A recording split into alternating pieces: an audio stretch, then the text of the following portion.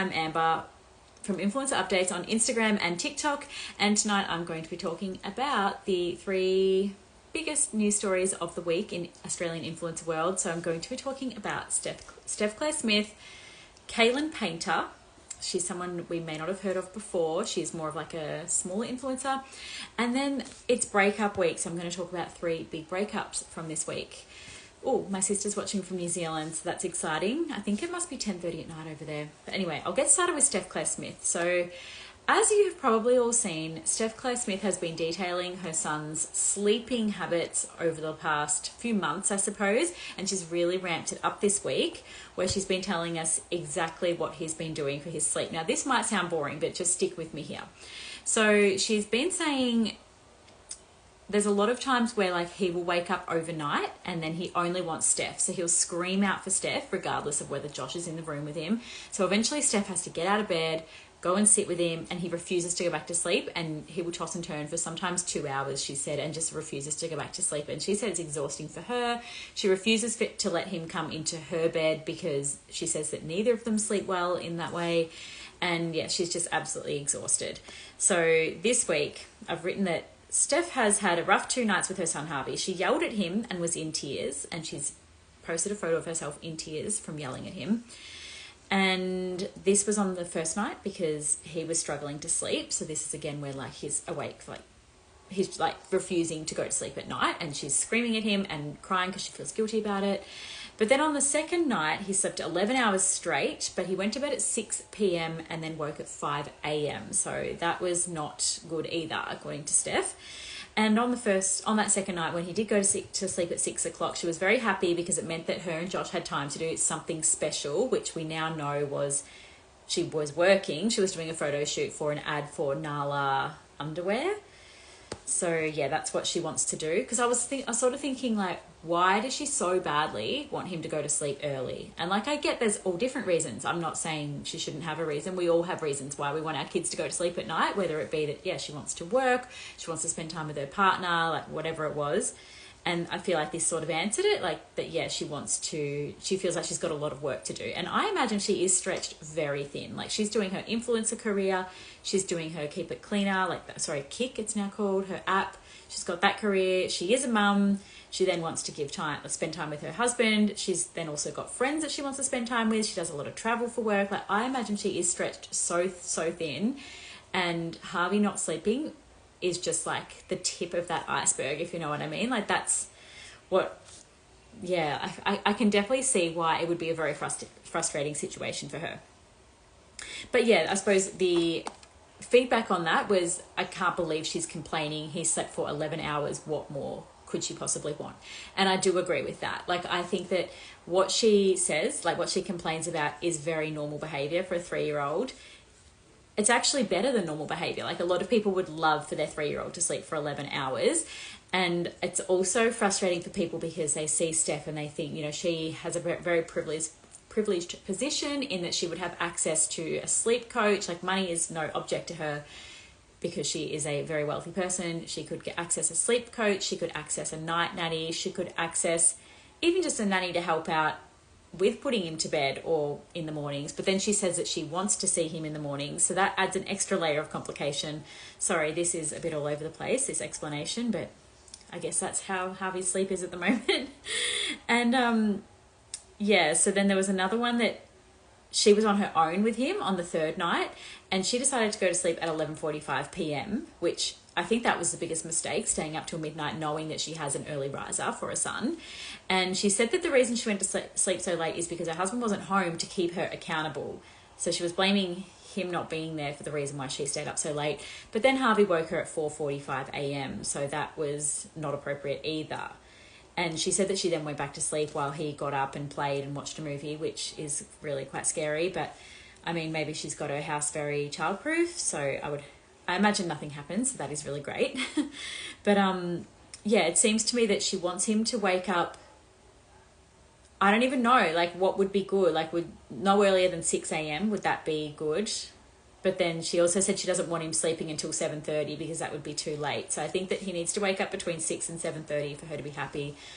But yeah, I suppose my opinion on this is that I feel like, yeah, she needs to find the core reason as to why this is frustrating her so much. And yeah, maybe she does need to access those professionals, not just Steph in particular, but I feel like a lot of people related to this. And yeah, a lot of us wouldn't have access to those professionals. But yeah, deep down, we need to all find the reason why it's frustrating us so much, and maybe try and work around that reason. Like, I know for me, I really want my kids to go to sleep at night because I want to work on influencer updates. But then I sort of think, okay, well, what I need to do is maybe take my phone with me to their room, and like while I'm sitting with them there holding their hand while they fall asleep, I could be doing my work, like, you know, sort of try and find a way around it, for example. But I also think it's really interesting that she said she doesn't want him waking up too late because she likes to have breakfast with him in the mornings. Otherwise she wouldn't see him, because she sees him in the mornings before work. And it's sort of, I don't know, like, I kind of didn't like that. This sounds really bitchy, but I didn't really like that because I feel like she wakes up and spends breakfast with him and she films it. She films herself having breakfast with him, doing a dance with him, and then she's got that content and then she goes to work. And I sort of think, well, yeah, could you not just spend time with him? I don't know. Maybe that's just once in a blue moon that she films that. I feel really bad saying that, actually. But yeah, I just felt a bit funny about that. But anyway, I'm going to read what everyone else is saying because I know that everybody is very frustrated by her constant ranting, I suppose, about her son's sleep when people have like newborns that are sleeping way worse than that, and she is about to have a newborn baby. And of course, everybody does wish for her the best with this newborn baby, but I feel like it's going to be very, very hard. If she thinks having a 3-year-old that sleeps 11 hours overnight is hard, it's going to be even harder with a newborn.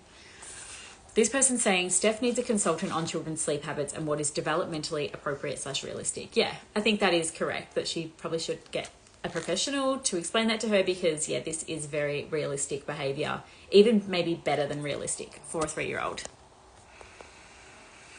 If you posted something that wasn't factual, would you apologise to whoever it was about? I probably wouldn't apologise directly to the person, but I'd definitely correct it. I would like repost with the fact corrected, unless it was something minor. Like if I said so-and-so goes for a football team and that was wrong, I mean, I probably wouldn't even bother correcting that because it doesn't really matter. Okay, sorry, I'm going to try and find the ones about Steph. Maybe she's in denial. She needs help. My 4.5-year-old wakes during the nights. Hearing her complaining about 11 hours sleep and that she is not happy about that is just ridiculous. Spoonful of Sarah also has sleep issues with her baby as well. Okay, I might have to follow her a bit more closely because I know that this is a very polarizing subject. Some people either love the sleep updates and other people absolutely hate them. Am I a mum? Yes, I am. I have 2 children, and that is why I do really like following these updates about her children's sleep, and I do find it relatable. But my children are really good sleepers, so I mean, I'm very lucky in that aspect, of course. Obviously, they have their bad nights as well. Yeah, this person's saying maybe get a night nanny or a sleep consultant. Did she go back to sleep while he was awake? My 3-year-old could never. Yeah, so she showed like her Apple Watch, I guess it is, like the timeline, and she showed that she went back to sleep and then he came back in and woke her up again. If she hired help, she would get criticism for that too. Yeah, I think she would, and that is unfortunately the reality of the internet, that no matter what you do or don't do, you're going to get criticized and praised. So like, you just need to do what you want to do because it's never going to please everybody. How do your girls sleep, Amber? Yeah, well, I think they sleep really well. Like they go to sleep by 7:30 and they wake up between 6:30 and 7:30. I'm really happy with that. But that has been a lot of sleep training over the years. It's not like it just happened naturally. I've read a lot of books and, you know, applied lots of things, and so has my husband. We're very much on the same level with that. This person said my autistic 7-year-old sleeps 3 to 6 hours every night and I'm a single mum. Would she prefer that? Yeah, that is a really good point. That, yeah, it's not... I suppose she doesn't have to acknowledge every different situation and say... like acknowledge that yes, people would have it worse than her. I suppose that is a given. That is a given. But yeah, I can see why it's triggering to people when she's complaining, but it's actually really good. Sounds like it's all about her and her routine. What's about him and his, not what's about him and his needs. It's ridiculous. She needs a reality check. Okay. If he didn't nap in the day, then I wouldn't let him sleep until 7:30. Okay, we are talking about Steph Claire Smith and her son sleeping. Everybody's experience is different and hard in its own way. We can't judge until we turn into her and have her life. Exactly. That's what I mean. Like, I feel like she would be under so much pressure, and I can see why sleep is so, so important to her. And she's feeling like Harvey is getting in the way of that. This person saying it's normal for everyone to struggle. Definitely. Surely her DMs are blowing up about this. Yes, I think they would be. In 10 years' time, she won't be able to get him out of bed. Oh, how ironic is that?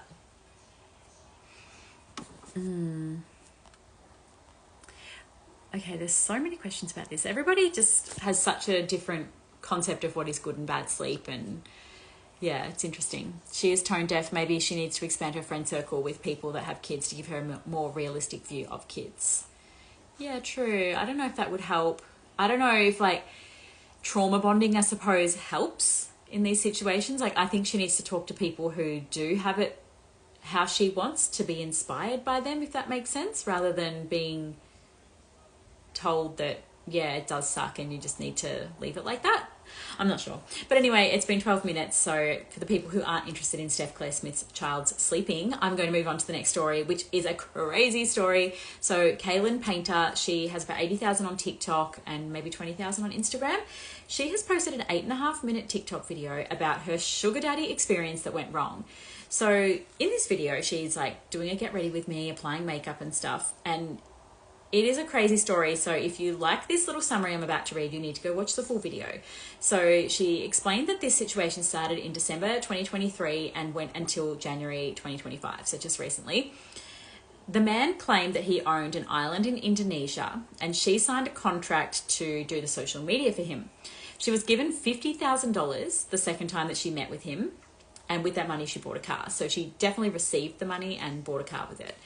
And that $50,000 made her feel like, okay, this is real. Like, this man really has money. He's going to give me money. Okay, good. Like, it really worked. So he then flew her first class to Brisbane to look at properties, and she signed a contract to buy one for $2.7 million.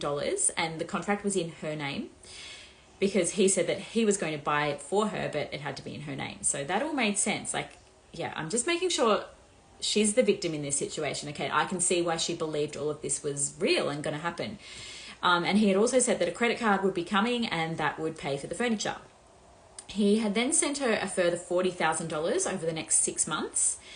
She handed over all of her tax stuff to his accountant, and now there's stuff about a job from 2023, and she is worried that she's going to be going to jail.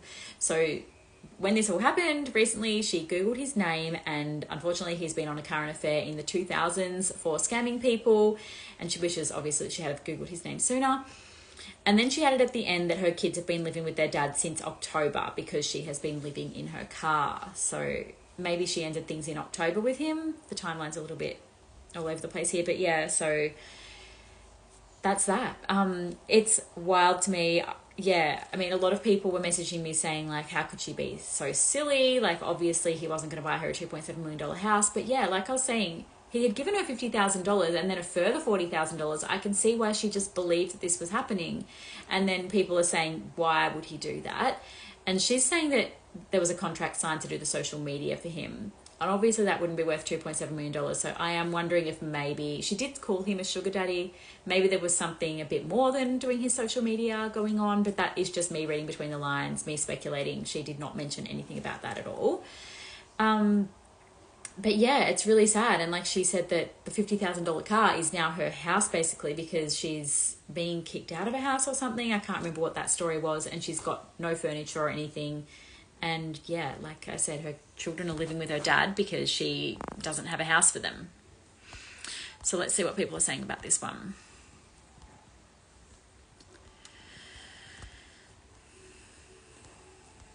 Oh, nobody's saying anything. Oh, yes, sounds like the Tinder Swindler 2.0. Totally agree. It definitely sounds like the Tinder Swindler.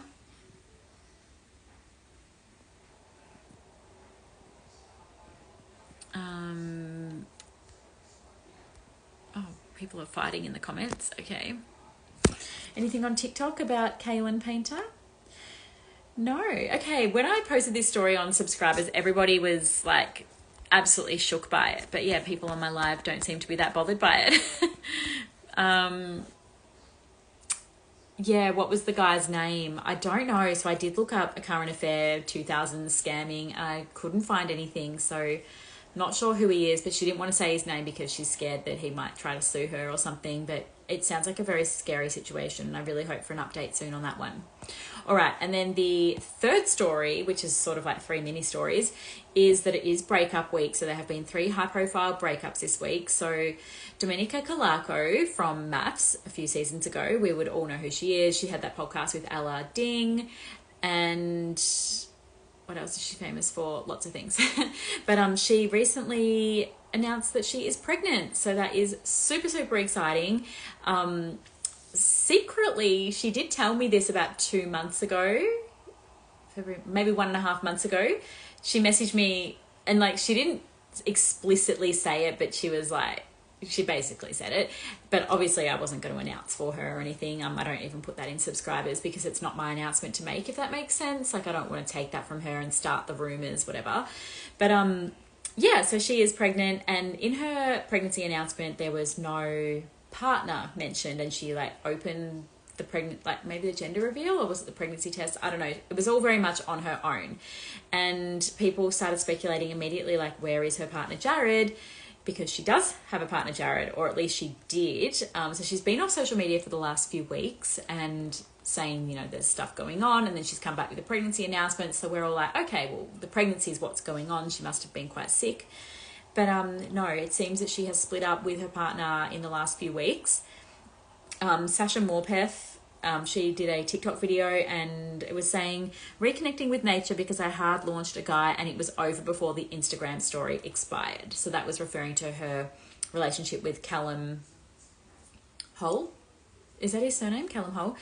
And anyway, Domenica commented on that saying, join the club, babes. And that's because she did a hard launch with Jared, and then just a few months later she's saying that they've broken up.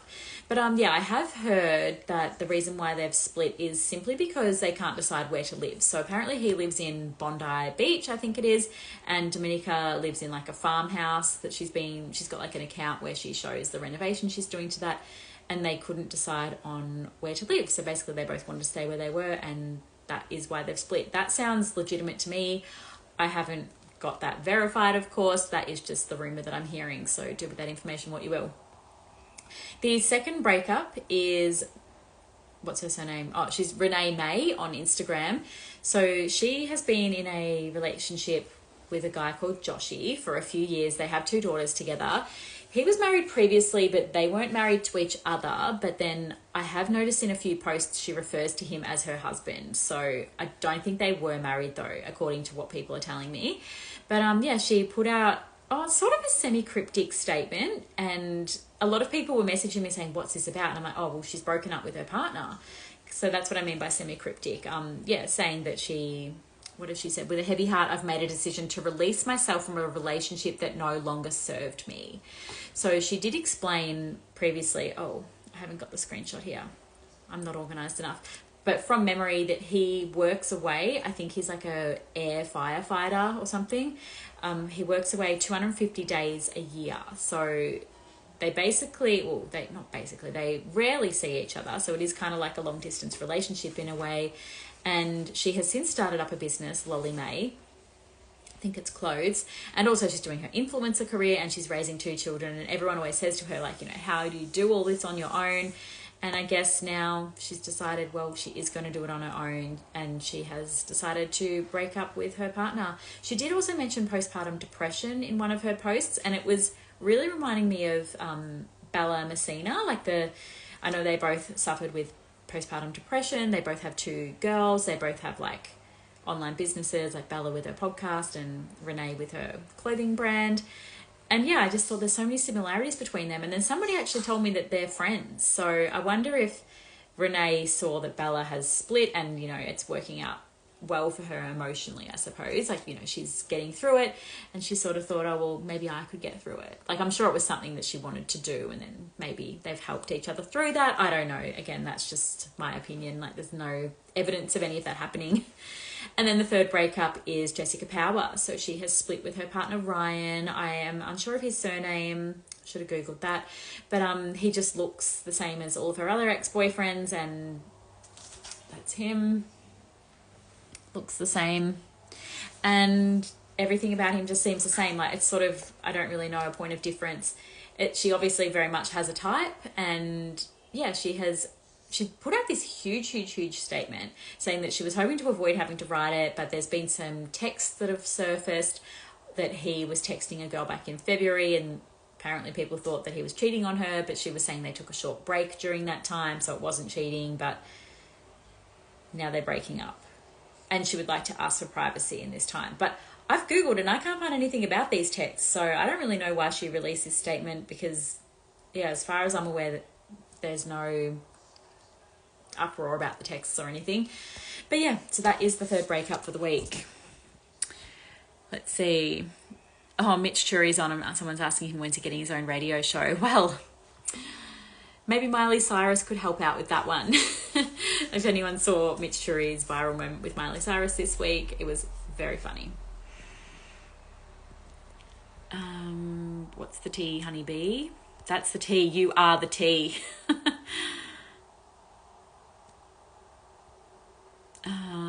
This person's saying that they assumed that Sasha and Callum just hooked up at the schoolies events, and that was probably not a long-term vibe. Yeah, I agree, but also Sasha is very famous, and I think that Callum would have... I mean, Callum's also very famous, but yeah, I think that Callum would have liked that clout sort of thing, so I'm really surprised they broke up. Like, I thought that this could be a really good publicity relationship.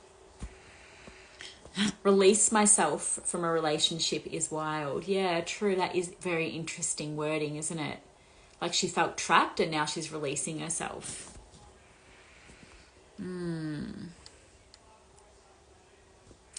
has been unwell. Yes. So she's actually posted some stories tonight that she's had some thyroid issues, hypothyroid, which is the overactive thyroid, I believe, which, yeah, she was feeling very, very tired and very, very low energy. I suppose that's the same thing. And she thought it was the pregnancy, but it turns out that she's got a thyroid issue, I suppose. So yeah, that sucks. And also, overactive thyroid means that it's hard for you to gain weight. So I think that would also explain, along with like her mental health that she's been dealing with lately, she's lost a lot of weight, and that would probably explain a lot of that. But yeah, hopefully she can get on top of it now and be super healthy and super happy with this pregnancy.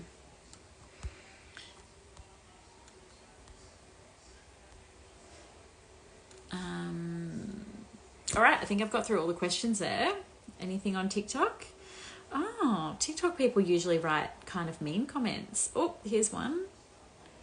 What's happening with Izzy and Sam? Okay, that's not mean, but I don't know. Like, I feel like over New Year's Eve, they didn't see each other and everybody thought that they were no longer friends, but then they came back on their podcast in the new year, like everything was normal, and just said, like, it's normal. We spend a lot of time together doing the podcast and stuff. It's normal for us to spend time apart as well. But yeah, there's a lot of speculation that they're going through something again, but there's still podcasts coming out, but maybe they were pre-recorded.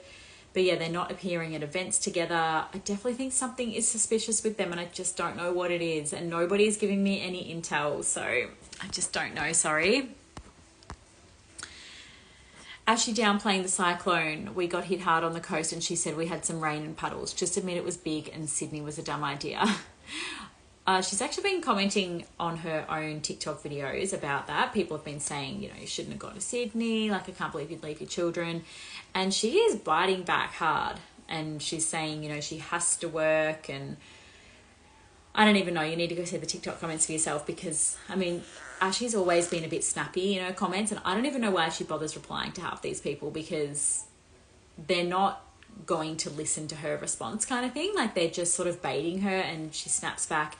It would be hard not to defend yourself, I'll give her that, but like, yeah, it's very interesting to see her comments on her TikTok. Cool. Oh, Alana Lister, what the hell's going on there? Well, Alana Lister has openly suffered from mental health issues as well in the past, and she was like involuntarily admitted to some sort of maybe mental health ward of some sort, and there was a whole heap of stuff that went on her Facebook. But I think that there's some mental health issues going on there, or her account has been hacked, because she hasn't shown her face on there for months. And like she apparently released a book, and it was just like a black cover with an @ symbol, and everything's like this @ symbol. It's just so creepy and weird. I think that Tammy Hembrow probably does have security and probably needs to up her security, because something weird is going on there. They're trying to throw Tammy Hembrow under the bus. And I don't know what the go is with that, but every single day there's more stuff about it, so I don't even know. I just don't know what to say. This person's saying she has borderline personality disorder. Well, yeah, that very well could be it. I don't know if she does hate Tammy with a passion. I think that she posted a thing about Tammy. It got a lot of traction, and now she's like, oh, okay, this is what's going to give me a lot of attentions and a lot of eyes on my page, so I'm going to keep rolling with it, because she did one about Charlie D'Amelio, or was it Dixie? I think it was Charlie D'Amelio, and that didn't really gain any traction, but the Tammy one definitely has. All right, well, it's nearly 9 o'clock, so I'm going to log out, but thank you all for joining me, and I'll upload this to YouTube and Spotify and Apple Podcasts, and I will talk to you all soon. Thanks, bye.